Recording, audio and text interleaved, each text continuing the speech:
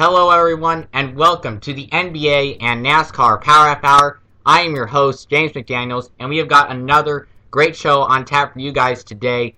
Now, last week we talked a lot about the NBA transactions that were going to go into effect come when the moratorium was lifted, because in the NBA you have like a 10-day stretch basically where players can talk to all these different teams, try to work out a contract, but they can't actually sign an actual contract and like put it in stone that they're on that team until the moratorium was lifted, which in this case, this year, it's today, July 10th.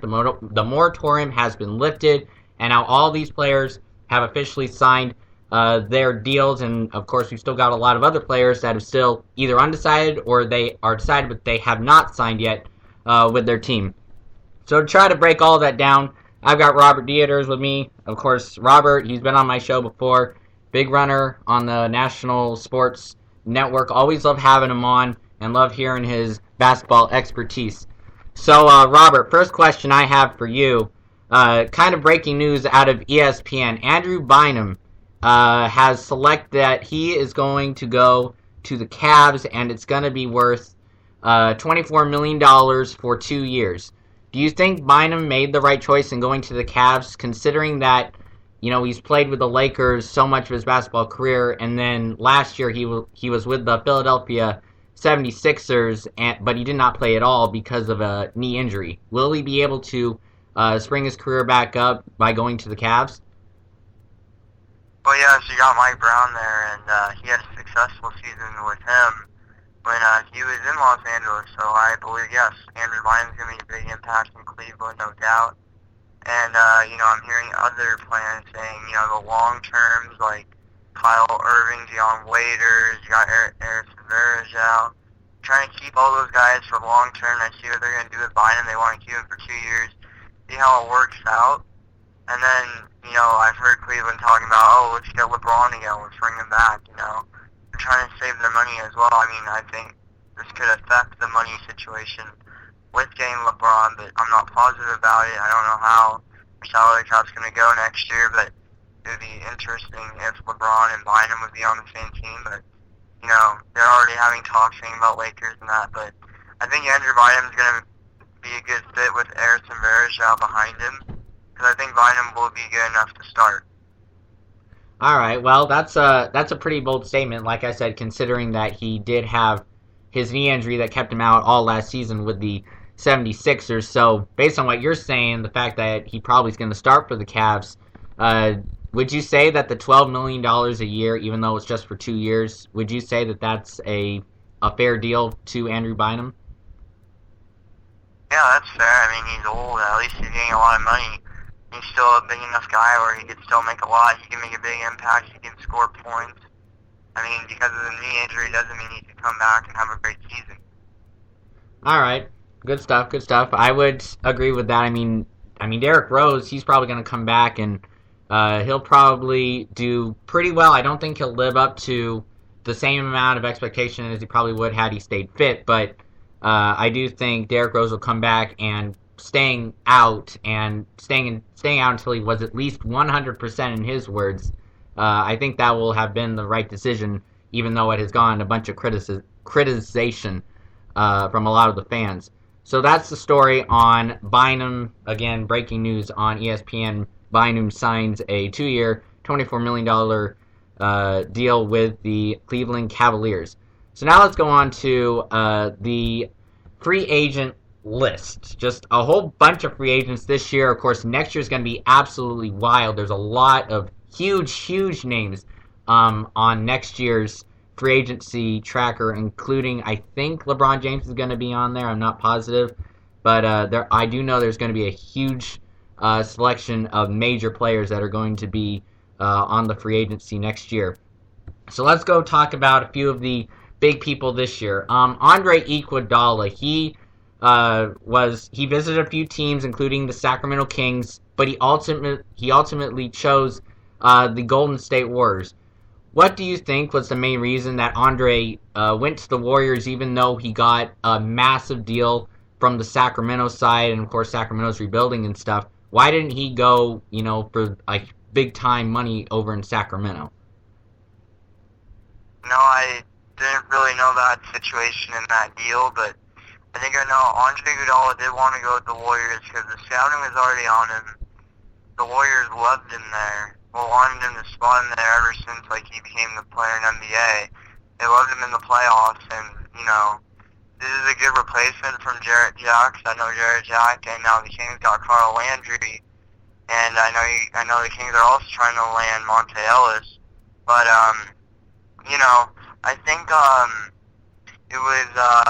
I think it was a good decision for Andre Iguodala to come to the Warriors. I think he wanted a playoff contender team. Maybe that's why the Kings are improving. I think they're going to do a lot better in the future. They're just getting more and more players to keep on going. And starting Carl Landry is a big deal. And I believe you got someone else from the Bucks as well.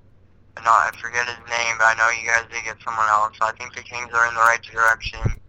And, just Andre Iguodala, I think, he's just going to be a great guy for us. I think he's actually going to start, especially with the big deal. I think it was 4-year, $48 million type of thing. So he's going to be starting, no doubt. Klay Thompson will come off a bench player. I don't know how Klay Thompson feels about this right now, but we're going to see what happens. Because Andre Iguodala cannot be a bench player. No, because this guy is born as a starter, and I would be really impressed if he can make a big impact here at Golden State, especially losing Jack and Landry.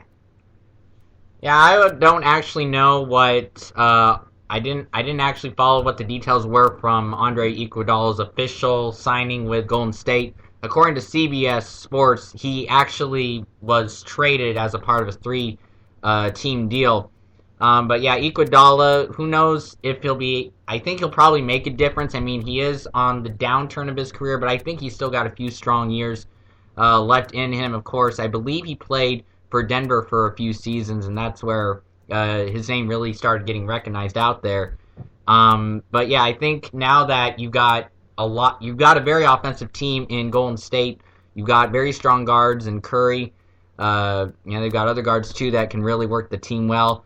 Andre Iguodala, I believe, is a forward, so he'll probably just fit right in to Golden State and basically complete their offensive side of things. Now, the defense, who knows? The defense is what the Golden State Warriors need to work on, but I think with the addition of Andre Iguodala, their offense is pretty complete.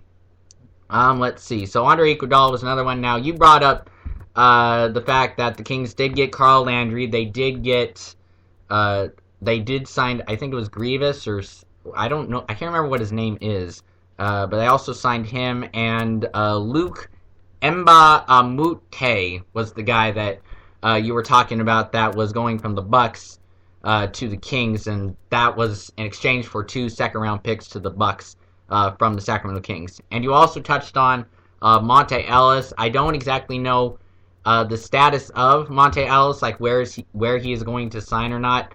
But I do know one thing. He has made it clear that he will not be signing with the Sacramento Kings. So the Kings are out. Last I heard, Warriors were one of the teams that was still in the running to possibly get him. And I think Ellis actually started out his career, and he did pretty well over with Golden State. So it wouldn't surprise me too much if Ellis did go back over to Golden State, since he kind of does know the people there. But, of course, just like Dwight Howard or any of these guys, it's their choice, it's their decision, no matter how much they're criticized for it. Speaking on Dwight Howard, what do you think of Howard's decision to leave the Lakers and go to Houston? Now, he was very criticized for this decision by a lot of people. Kobe Bryant, I even heard, stopped following Dwight Howard. So what do you think about Howard's decision? Was it good? I mean, in my opinion, based on what he says, sounds like he made the decision that he wanted, not what everybody else wanted. Yes, I agree with that. He did make the decision he wanted. I don't think he was comfortable in LA. Steve Nash actually talked on ESPN radio, I believe, and said, well, Dwight Howard just never really wanted to be a Laker. He was never comfortable there. He just didn't really like the fans, didn't like the city. Now he's in Houston. It's kind of like where he's been, like Orlando, where he started his career. So I think he's going to fit in pretty well. I think this is a playoff contender team now. You got Jeremy Lin, Beverly, James Harden, Chandler Parsons, got Dwight Howard, and you got Thomas Robinson. So, I mean, that's a stack lineup right there. Now reports are saying Omar Sheik wants to leave, which I can agree with him. Omar Sheik is one of the top centers in the league. This guy really deserves to go somewhere top, but, the Rockets really need to land someone that big, and now Dwight Howard's on that team. They're pretty stacked now at this point. Dwight Howard is going to make a big impact in Houston. I think, Houston can get up to the 4th or 5th spot in the Western Conference this year. I don't consider them a 1, 2, or 3 right now, unless they can really show what they do on the court. I want to see how they do on the court. That's going to be the next thing I really want to see. I want to see how Dwight Howard does with this new team. Yeah, and you mentioned names like Dwight Howard's now on the Rockets, and you mentioned Lynn's on the team. Harden moved there from Oklahoma City. You did mention just, how stacked they are now. They've got so many good players in Houston. I mean, I don't know how it's going to work out, but they did make the playoffs last year. I think they were either the 8th or 7th seed. I think they were the 8th seed. So, I mean, they've got potential. They really do with all their new assets in Houston. Now, you did mention earlier about the salary cap. I believe the salary cap now is around 58.6 million, something like that for this year. Do you see, like the Rockets, they had to do a lot of cleaning out, really, of their roster to just have enough money to get Dwight Howard in, because Dwight Howard, in my opinion, is getting way too overpaid for what he's going to do. So what do you think? Was this a good move by Houston to get rid a lot of these other players just to get Dwight Howard? Yeah, it was a good deal. They got rid of average guys, and they got an all-star guy that's been around the league for a long time, an NBA veteran, one of the best center in the game, I believe, in my opinion. I know people can argue about that, but this guy literally brings a lot to the court. He can rebound, he can dunk, he can shoot, he can do whatever he wants out there. He just can't shoot threes or minimum shots. I mean, he can just go inside and pretty much just slam dunk it over there. I mean, I know his free throw percentage is horrible, but I mean, this guy is the best center in the game, so they really got a good deal with him. Some of the Rockets guys, I know Tony Douglas that went to Golden State Warriors recently got signed because they had to, get another point guard because of Jarrett Jack. But, I think it was a good move for Houston. Houston really, really needed to land someone that big, and James Harden was their big one last year, which was pretty impressive. I'm glad James Harden went to Houston. Houston really needed him, and now since they got Dwight Howard, they got 2 big guys down there in Houston now. Now I'll give Dwight Howard a little bit of the benefit of the doubt. I mean, the way that I've seen him the last few years, he really hasn't looked at his best. Now, I think if Howard just finds the right place, I just don't think he's been in the right place the last few seasons. If he just finds where he feels like he should be, where he's looked on as a really star guy. I mean, when he was at the Lakers, he was really kind of behind Pau Gasol almost. But I think if Howard can make Houston really work, if Houston really is honestly the place that he's been looking for, then I think he will absolutely dominate. I mean, I won't disregard his talent because he does have a lot of talent, but I just think right now he's getting too overpaid for what he's performed the last few seasons, and I just don't know if he'll ever find a home. But if he does in Houston, then I think Houston is going to be absolutely killer with Howard, Harden, Lynn, and then the rest of the guys on that team. So, honestly, I think Houston, I'll agree with you, Houston did a very good job so far this offseason in the free agency and trading. All right, so let's get off of Dwight Howard. Let's move on to some of the other so big names, I guess you could say, big names, but not huge names. Let's see. I'm trying to find this one guy. Yeah, Chris Anderson, Miami Heat. He re-signed with the Heat. Tyreek Evans, we talked about that last week. He got traded to New Orleans as part of a 3-team trade between the Pelicans, the Trailblazers, and the Kings. Let's see. So that was another big trade that was on there. Let me try to find one of these trades that was not one that we talked about last week. Let's see here. There was so many of them around here.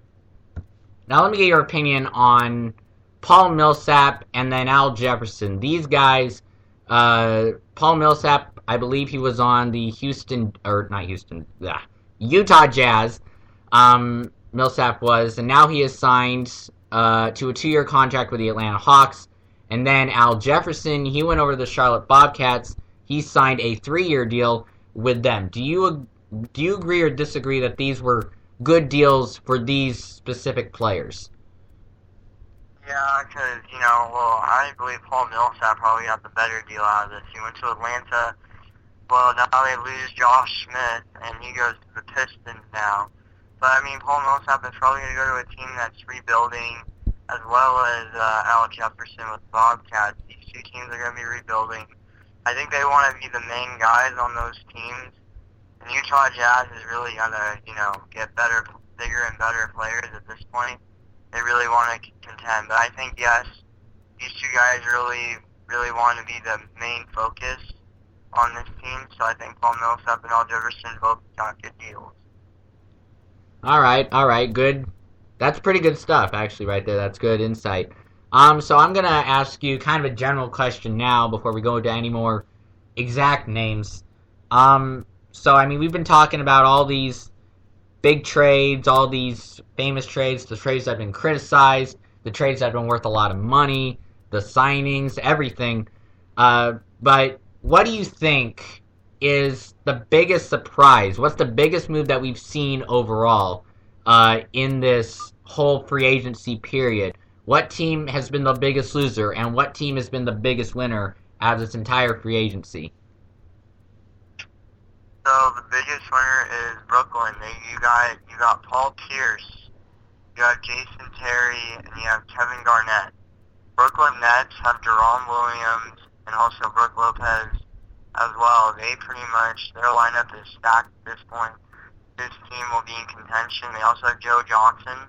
So Jason Terry and Joe Johnson are both going to be very good. I think Brooklyn Nets could be the number one team in the Eastern Conference. I think they have a chance of being the Heat, but also the Bulls have a chance as well. So, Miami Heat has a challenge coming for them because now the Bulls have Luol Deng and D Rose. And now with the big trade for Brooklyn has a pretty good chance of winning it too. I think this is going to be a 1 or 2 year run for Brooklyn, so you got to make something happen. Biggest loser.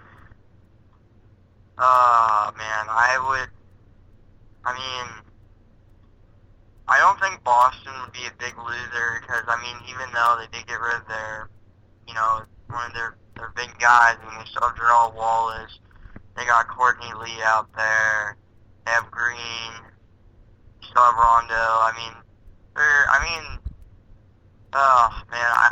I still give it. Out of all the trading, I would still probably say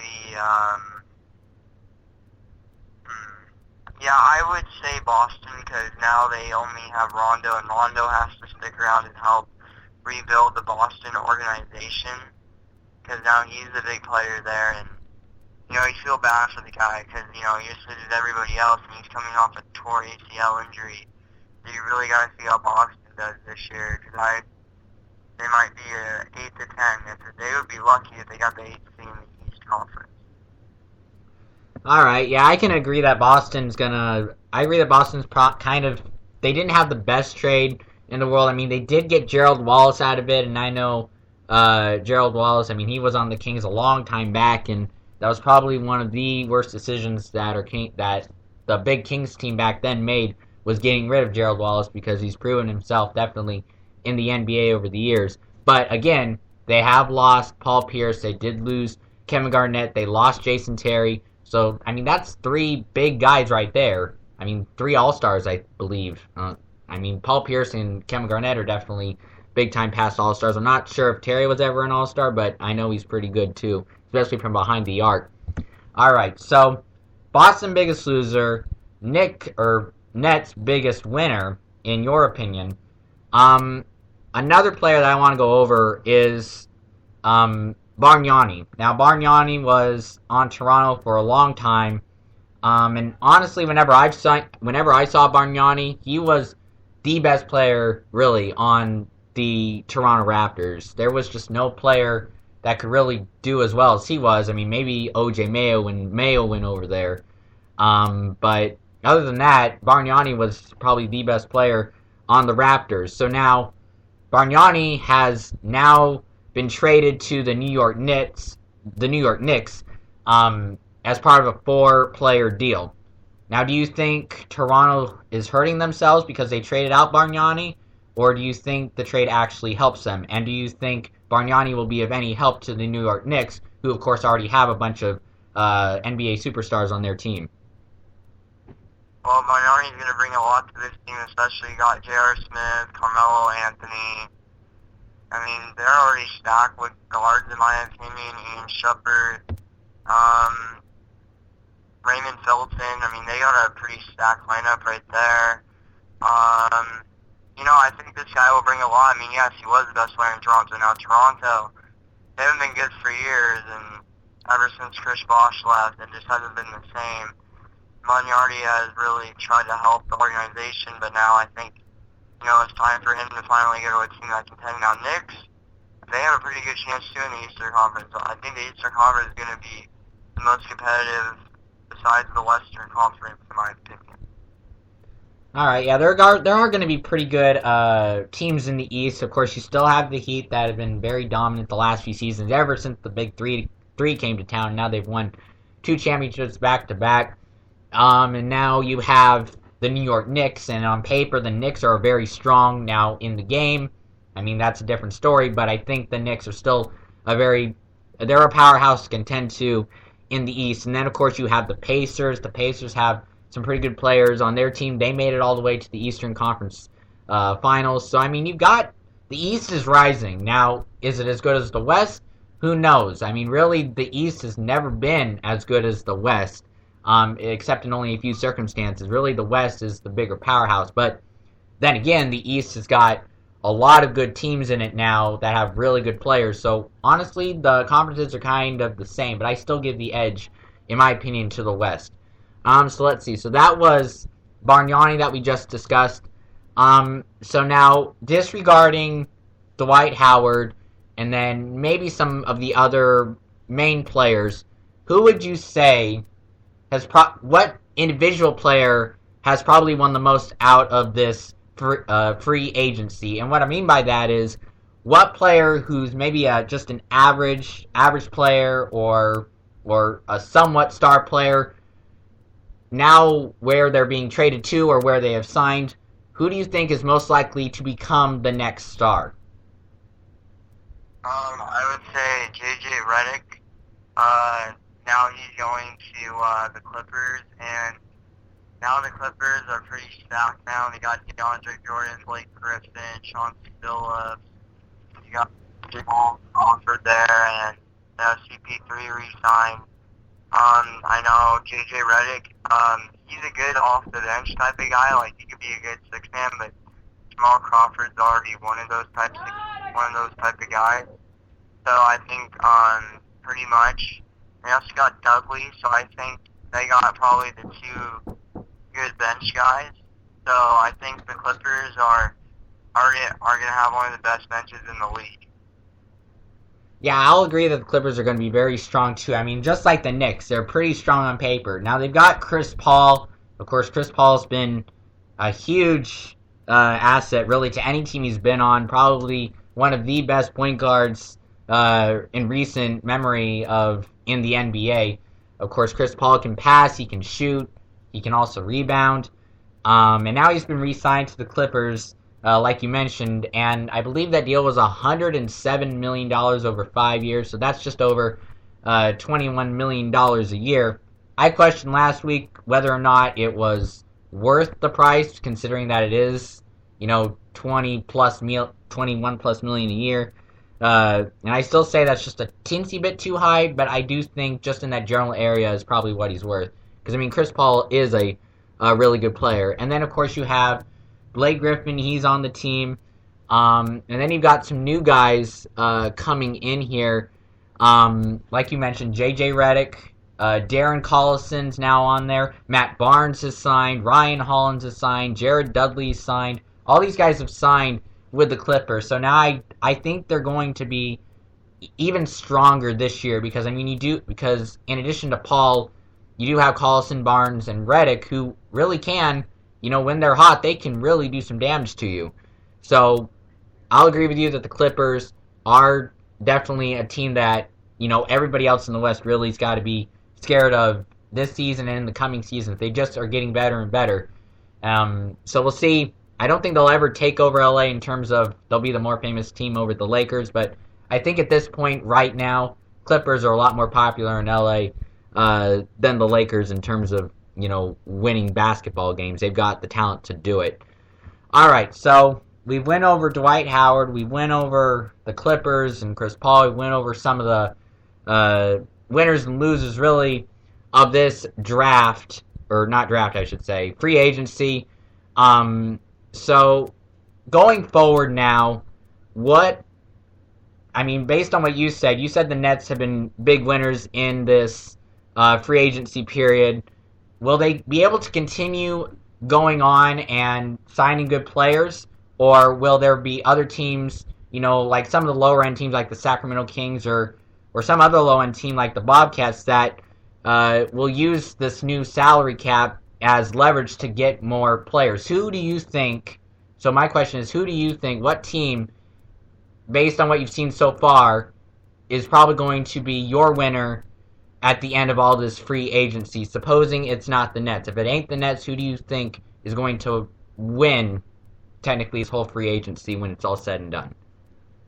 Okay, well, I want to go with Kings, as you said, because if they can land Monte Ellis there, the Kings already, Tyreek Evans is gone, but, you pretty much are going to land Monte Ellis there. Monte Ellis averages about over 20 points a game. That's going to be great for you guys. Got DeMarcus Cousins, Carl Andrews coming back again. You guys are going to be pretty solid, and I think Kings can be big winners if they can land Monte Ellis.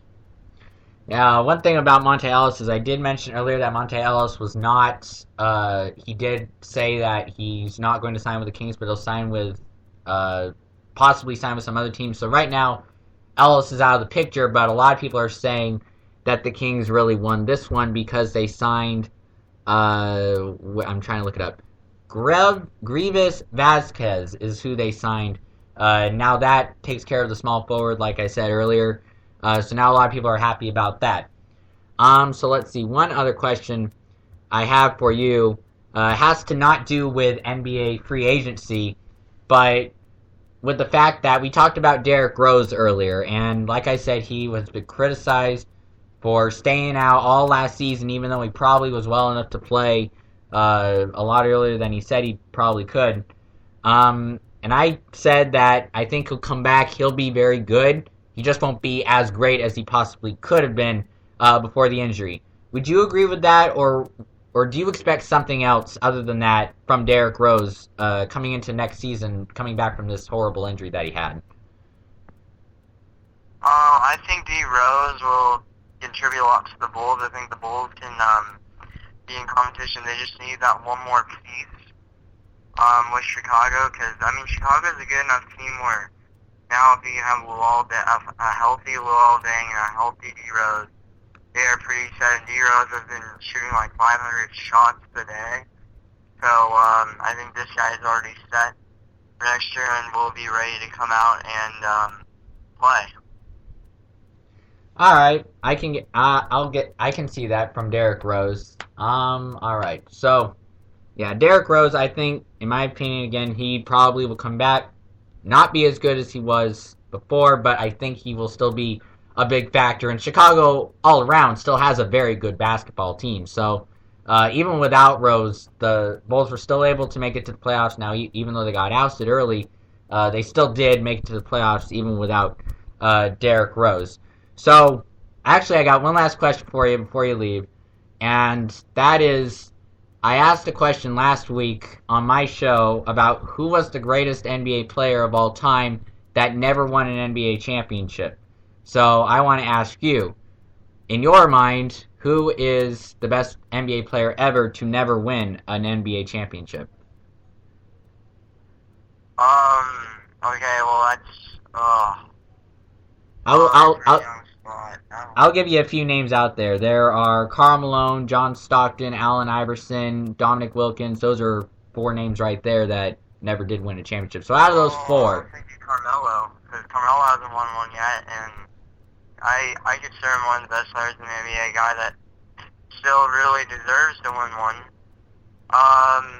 John Stockton also really deserved it too. I mean, most of these guys, these guys really do deserve it. Allen Iverson, I don't think really, after his end of the season, he had a weird legal thing going on, and now he screwed himself from what he did. But, I think Carmelo is most deserving. I mean, this guy works hard, he plays hard for the Knicks. The Knicks are a good team, but they just, they can't make it all the way. And I think they should have had a better postseason. Yeah, Carmelo is definitely a very good player. I think he's really done well with the Knicks, and he still is a very big scorer. I mean, even though after he left Denver, he's still doing quite well with the Knicks. Now, next free agency period next year, Carmelo, I believe, is going to be a free agent, and I've already heard talks that it's got a 50-50 for him between the Lakers and staying with the Knicks. So that's going to be one war that I think we're all going to want to watch next year. So, Robert, I thank you for coming on my show, sharing all of your NBA expertise. Thank you for breaking all of these trades down. And I mean, I know we're still pretty early into free agency. I mean, the teams have had their talks, the players have had their talks, and now they can officially sign. But there are still plenty more guys that have yet to make up their minds. So I cannot wait to talk to you again about this. I can't wait to do my next show again, talk about more, just more information about all these guys that are going to be either re-signing or packing their bags and going to a different team. So, Robert, I thank you again for coming on this show, and I'll talk to you again soon. All right, thank you. Thank you so much, James. I'll be glad to be on one of your other shows. And I'll be having a show soon. I'll have my Geek Sports Talk coming up soon. All right, yeah, I can't wait to come on there too and be a guest on your show.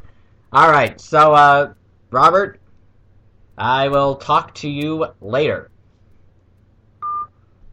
All right, I know that's kind of a weird way to end a call, but I just couldn't think of anything. Anyway, all right, so let's see where I'm at. I'm actually over my time. Sweet, that interview took the entire time, which I love to see. The more time taken up with an interview, the better. But I mean, it wasn't just blah blah. I mean, I just love Robert and all of his expertise. He really does keep up with all of this basketball information. So I thank Robert again, and hopefully you'll be hearing me, like he said, on his next Deiters Sports Talk. So before I end the show, I do want to talk slightly about the NASCAR race that we saw the other day. Jimmy Johnson dominating. Well, I wouldn't say he dominated, but he did. He did win at Daytona, and he definitely he did lead a good portion of the race at Daytona. Now, he's the first guy that ever, or he's the first guy to win both Daytona races in the same season. So the Daytona 500 and the July race at Daytona. First guy ever to do it in the NASCAR Sprint Cup Series since 1982, and that's when Bobby Allison beat that insane feat. So you have to give your hand to Johnson there. He broke history that has stood for nearly, or just over 30 years, I should say. So at least in that format, it was nice to see Jimmy Johnson win. But of course, Jimmy Johnson, he's had so much bad luck. I mean, I'm not a big fan of seeing Jimmy Johnson win. I just think he dominates so much, and it gets boring, really, to see Johnson win it all. But, I got to give it to him. The guy has skill. He's really got the driving skill to really be a great NASCAR driver. He's racking up the wins. He's really been taken down already this season. I mean, he probably should have 6 wins by now instead of I believe he's got 4 wins at this point. And the reason I say that is he had an issue over at Dover. He jumped the start. We all talked about that back when that happened at Dover. Montoya either didn't get going or he had problems getting off the start. And Johnson had to give up that position. He was black flagged, and that honestly ruined his spot. And then at Kentucky, Johnson, he was doing really well. He was dominating the race, and then late on a restart, he didn't get spun. It was just, I don't think he got spun. He got spun because of the air. There was air that caused him to spin, not after hitting another driver, that is. So, Jimmy Johnson, he also had trouble there. Spun out. That also caused a large position drop. I mean, not too far. He actually came back with his fast car and actually finished pretty nicely for having wrecked so late in the race, but still, that kind of ruined his weekend. So, honestly, he should probably have 6 wins by now. I mean, if it were my opinion, he should have 6 wins, but things are the way they are, and he's already got 4 wins. He's just dominating. I think he still leads the standings. I'm not 100% sure on that, but I know he's definitely up there in the standings, that's for sure. So that is that's Daytona for you.